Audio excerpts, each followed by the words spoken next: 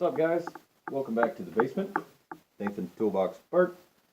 So, last time, a little while back, we did a video on putting together this nifty little pre-2K spec left feed, just kind of to show how to put stuff together, or at least the way that I typically put stuff together.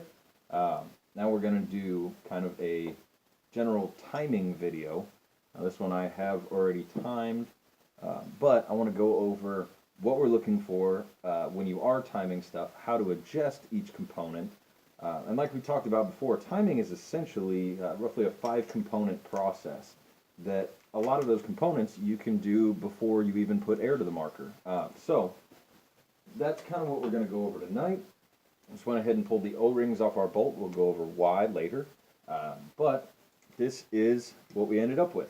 So we were going with a little bit of old school flavor, so I figured, you know what goes with old school flavor? More old school flavor. So we put a gigantic benchmark drop on this thing. Nice, big, chunky chrome and black. Very nice. The reg we have on here currently is just a tester reg that I use a lot of the time. This is just a stock WGP reg that I know is set at 350 PSI. So that's kind of what we're going to be working with. I know that's the general area of where we need to be. Most of the time, if I'm working with a pre-2K cocker body, they do have a smaller valve chamber, so a lot of times I will run those starting at about 375-ish PSI, so just a tiny touch higher because you do have a less volume to work with. So that's what we're going to be going over is timing. Now we've covered a few of the basics, okay? Like we've set, when we were putting this together, we set the distance our back block is from our body. That is one of the main components for timing. Like we said, this is about a 5-component series of steps, I guess you could say. So we've set the distance between our back block and our body so that it's not actually contacting the body no matter how hard we press on that back block. This is a big deal with cockers because like I said in the last video, this is the reason that most people, or that a lot of people have the concept of cockers having that clack, clack, clack, clack, clack. They're not supposed to. That whole sound is from people not knowing what the hell they're doing when they set up their guns. So that also, if you set this too far in and the back block does contact the body every time it cycles, every time it does, you have steel in your pump arm. There are aluminum pump arms, but in this case we're using steel. You have steel in that pump arm that is pulling against aluminum threads in the back block. So steel versus aluminum, steel's eventually going to win, and it's going to rip the threads out of your back block. Not something you want to deal with. So we went over how to set that up when we were building, how we made our adjustments, put the most threads we could into our back block, and then made most of our adjustments up here at the ram arm side. So that is one component that we've dealt with. The other one that we dealt with when we were putting this together was our hammer lug depth. Okay, so again, as we've talked about in several videos, the hammer lug, depending on how far down or how far up it is, designates where in the trigger pull that gun fires. Okay, so this one, for example, if we cock that marker, pretty decently far up there, okay? Now this one I have toned down just a little bit, so this is in roughly the first eighth to quarter of that trigger pull. There's quite a bit of trigger pull there. But that you can set without putting air to the marker at all. So as long as you know that you have that lug release point in the first quarter, more towards the front of your trigger pull, that way, but still having a good solid cocking point, that's what you're looking for. Okay, so that puts your firing all the way to the front of the trigger pull. Okay, and then we can use our timing rod to kind of walk our recocking point up towards that. We want to get them almost right on top of each other. Okay, and we'll talk about that in a second. So we've done that. One other thing that we can talk about, I don't remember if I talked about it in the last video, but it's going to be setting your cocking rod. So obviously the cocking rod is this portion right here. This is actually the cocking rod knob, but the cocking rod goes down into the body and threads into the back of the hammer in the lower tube. Okay, the cocking rod, when this whole marker cycles and the back block comes back, the cocking rod is what grabs the hammer, pulls it back so that it can actually recock the marker. So it's not, they're not so worried about moving the bolt. You're moving the bolt out of the way so that the ball can get down, but you're moving the cocking rod so that the hammer can recock. Okay, so what does it mean to set our cocking rod length? Well, what we're looking for, if we move some stuff out of my way, you can see the bolt down in the breech there, okay? Let's scooch it back a little bit. You can see the front of the bolt. This is why I pulled the O-rings off, because we want this to slide very easily. Okay, what you're looking for when you set the cocking rod length, we're going to pop our little set screw loose back here in the back and make sure that the knob will pivot without the actual rod itself pivoting, okay? So sometimes you have to break that loose. And what you're looking for is if you grab the back block and pull very slowly. If we watch that bolt as it goes, okay, now we're encountering tension from the cocking rod. We're going to keep pulling this back. And right there, just as that bolt clears the breech, just barely, the marker cocks, okay? So what that means is on our cocking rod knob, the further in I run the cocking rod knob, the further forward that cocking point is going to be, okay? So the bolt is going to be sitting further forward into the breech if I pull this cocking rod forward, the cocking rod knob. Now if I back this out, lengthens the space there, lengthens how far back the back block has to travel, it backs that bolt up, okay? It backs the cocking point up to match the bolt. You kind of understand what I'm saying. Essentially what we're looking for here is we want the cocking point to be right at the point that the face of that bolt clears the back side of the breech.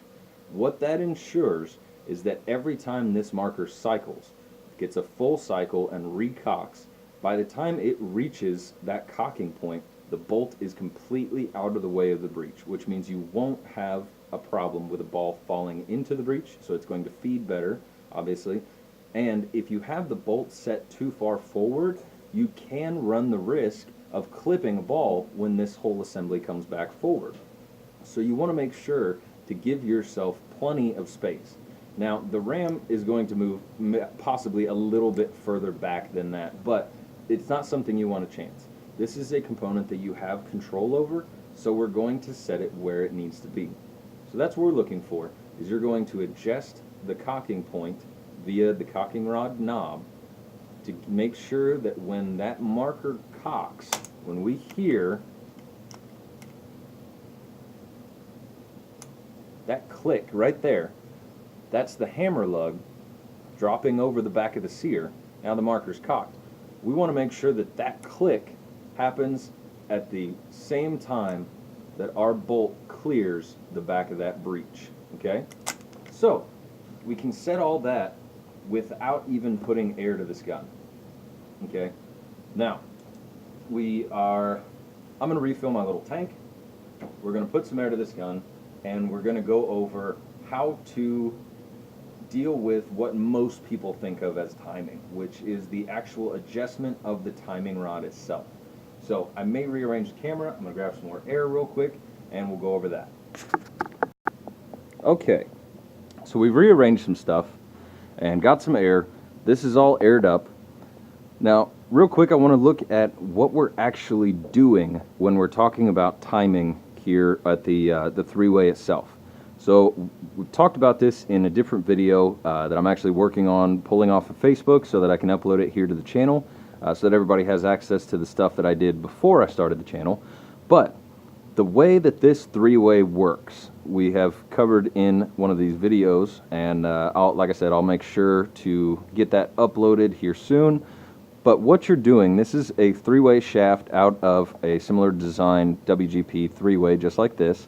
Now obviously this three-way shaft would be facing the other direction, but we're looking at the spacing here, so it'll be fine for example. So if our O-rings are sitting, let's say, just back here, as you can see with the three hoses, we have air coming in from our LPR, and sitting at rest comes in and goes to the back of the ram to hold the whole assembly closed. So this is a hinge frame, which means that the timing rod is going to be pushing forward whenever we pull the trigger. So what we're looking at is this piece moving forward until it gets to the point that the O-rings cross the barbs and we end up distributing air to the front of the ram. This is what pushes the whole assembly back, recocks the marker, and then when we release the trigger, the O-rings go back to the first resting position and are redistributing air to the back of the ram to hold the assembly closed again. So, what we're trying to do when we time this marker, okay, you have to think that as you're pulling that trigger, this rod is moving. So if we're sitting here and our firing point is a quarter of the way in the pull here, we still have this much pull before our air is redistributed to the front of the ram to recock the marker. So what we're trying to do is get the point where our O-rings cross and redistribute air to the other side of the ram as close as possible to where our firing point is in the trigger pull. So in this case, being a hinge frame, we're moving forward and we're working with a 2 O-ring 3-way shaft. What you want to look for is getting right in this area. Just enough where you have the O-rings still at a good position where they can seal. They're not right on the barb hole so that you're getting blow by either way. You want a good solid seal, and then you want a fire and recock. So this one, like I said, I've already done some timing here, but let's say if we pulled the trigger and it fired up in the front quarter of the trigger pull, and then halfway through the trigger pull, we finally got to the point that we recocked. Well, then what we need to do, again, since we're working with a hinge frame here and we're pushing forward, what we need to do would be to pop this set screw loose on our timing rod and adjust that forward, okay? Now you want to go a quarter to a half turn at a time until you get in the area of where you want to be, and then you can make fine adjustments. What you're looking for here is not necessarily to push the limit of your 3-way, because you want reliability to go with your functionality, okay? It doesn't do you any good to have an autococker that's, you know, everything is timed and tuned so tightly and it's just a hair trigger and everything. If your 3-way is leaking all the time, if you don't touch it correctly and whatnot, well, then you've kind of defeated the purpose, okay? So, what I've done on this one is I had it where the firing point was up in the front quarter of the trigger pull. My recocking point was further towards the back, so we have popped the set screw loose, adjusted this forward until we got a good point where everything's working well together. So if we look, I'll take the safety off, and another thing that I've done, if you're teching at home or in any place that you have to live with other humans or around other humans, or even if you have scaredy animals, take your bolt, flip it upside down, and then you'll have a much quieter sound, okay? It blocks a whole lot of the airflow, so it doesn't make quite as much bang. There's also Super Stanchi Customs makes a extended muffler similar to the Eclipse barrel mufflers that are really nice for teching. I don't have one, so but it's my house, so I'll make as much noise as I want. So if we look at the trigger pull here, we have fire, recock. Got to go a little further.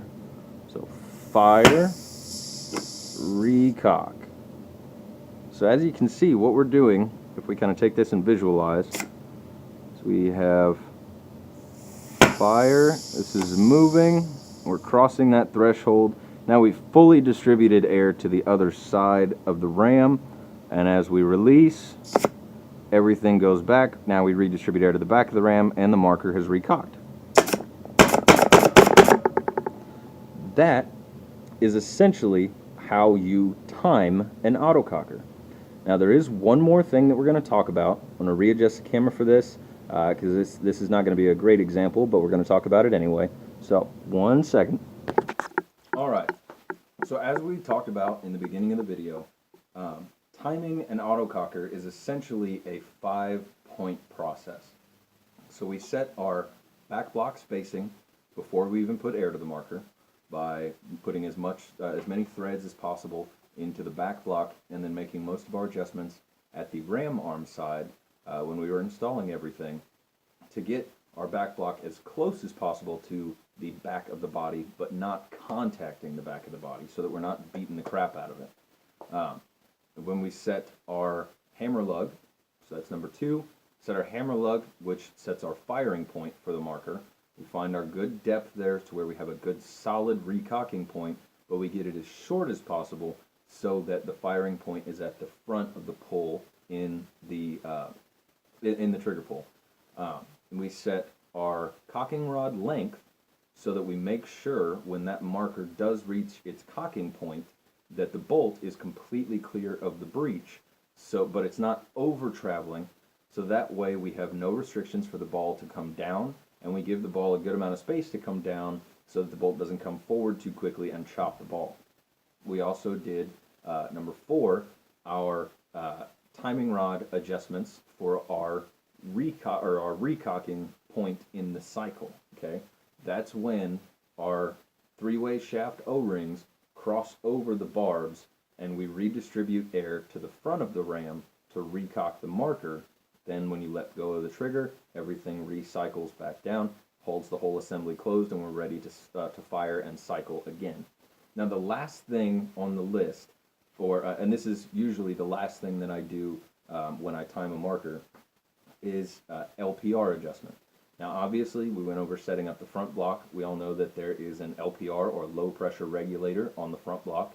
It takes the air coming in from your high pressure regulator into your valve chamber, takes that and knocks it from, let's say, 350, 375 psi down to 60 to 80, 90 psi-ish, depending on your setup. There's a few variables. But the LPR that we have on this particular cocker is a chrome 2K version sledgehammer LPR. These were put out by WGP. They are adjustable. Common misconception. They are internally adjustable. You cannot adjust these while you have air on the marker. You do actually have to partially disassemble them.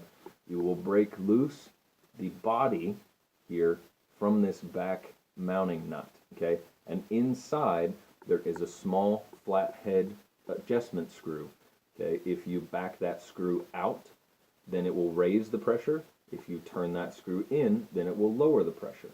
So, for examples, we're going to be using this. This is a WGP Bullet LPR. They operate on exactly the same principle, but they are externally adjustable. So what do we want to look for when we're adjusting our LPR? Okay, the LPR is what's going to designate how much pressure, or how high the pressure is going into your 3-way, which in turn is going into your ram. So if we have high pressure air going into the ram, it's going to cycle quick, but it's going to cycle hard, okay? Now if we have too low of a pressure going into the ram, it may not cycle fully. You see, when we were talking earlier about how when the back block comes back, it grabs the cocking rod. What you're fighting against is that hammer spring in here, okay? So we have to have enough pressure to overcome the spring tension, pull this whole assembly back, and get the hammer to our cocking point where the hammer lug drops over the back of the sear, okay? So with LPR pressure, how much is too much, and where do you want to be? This was actually, the way that I do mine was, I first was introduced to it by a guy named Joe Drager. Those of you who have made it here from the ACT3 group obviously know all Joe. Awesome guy, was really instrumental in fostering my love for these guns and made a lot of really cool videos, and he's half the reason that I started making these videos. So shout out to Joe. Thank you very much for everything that you did for the group. Love to have you back. Love to shoot some paint at you someday. So what you want to do, or the way I set mine up, is take your LPR, and for this we're going to use an example of an externally adjustable LPR. We're going to back this adjustment out, okay, until we're getting nothing. When you pull the trigger, it's not cycling, okay? It might bump that back block a little bit, but it's nothing, okay? And what I usually do is point the gun directly down, okay? Now, obviously, this is not adding a massive amount of resistance, but what it does is simulate the most possible resistance on the cycling assembly as possible, okay? We're just adding a little bit of gravity resistance here. It's really not that much, but it does help a little bit. And then what you want to do, start pulling that trigger, okay? and slowly turn your LPR up. Now you'll notice that back block will move further and further and further as you walk that LPR up. When you get to the point that it cocks the marker, you're in the area. You want to make sure that it cocks it reliably though. So go ahead, once you've gotten to that area and you know that it will cock the marker with the most simulated resistance on the back here, then go ahead and you will make sure, just shoot the living crap out of it. I mean, really finger bang it. Try your damnedest to make it not operate, or to make it short, not to try to short stroke it, but really beat the crap out of it and make sure that it's going to cycle reliably. Then, once you're at the point where you've adjusted up, you know you're going to cycle reliably, you've got just enough pressure to do that, bump it just the tiniest bit, maybe an eighth of a turn more. That ensures you're always going to have enough air to run this thing at all times, and it's going to cock reliably for you. So, that's basically what you're looking at when you're setting the LPR pressure. That way you're not using too much. You know you're using just enough so that you can have the smoothest cycle that you can possibly get out of your your components that you're using, but you still know that it's going to work reliably. So as always, guys, this is just how I do stuff. There's a lot of different ways to do stuff. There's a lot of guys who do this in a different order or have different explanations for it. This is just the way that made the most sense to me, and I figured you guys might want to know, what makes sense to me. I don't know if it makes sense to anybody else. But as always, guys, if there's any other kind of questions or anything I didn't cover very well, feel free to let me know. Anything else that you guys want to talk about, I'm always up for it. So, sorry for the delay in making videos. Stuff's been going crazy here lately.